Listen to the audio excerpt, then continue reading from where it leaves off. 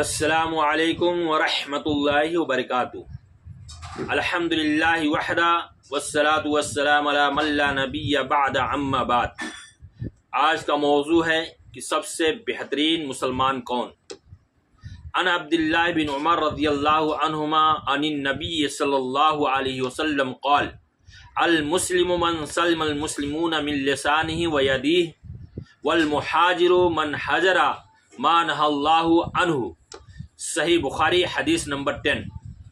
حضرت عبداللہ بن عمر رضی اللہ عنہ سے روایت ہے کہ رسول اللہ صلی اللہ علیہ وسلم نے ارشاد فرمایا کہ بہترین مسلمان وہ ہے کہ جس کی زبان اور ہاتھ سے دوسرے مسلمان محفوظ ہوں، سرکشت ہوں، اور مہاجر وہ ہے جو ان کاموں کو چھوڑ دے جن سے اللہ تعالیٰ نے منع فرمایا ہے۔ تو اس حدیث سے معلوم ہوا کہ اگر مسلمانوں میں تمام مسلمان سب سے بہتر وہ ہیں جس کے ہاتھ اور زبان سے دوسرے لوگ محفوظ رہیں، سرکشت رہیں۔ اللہ تعالیٰ سے دعا ہے کہ اللہ رب العالمین ہم تمام لوگوں کو اس حدیث پر عمل کرنے کی توفیق عطا فرمائے۔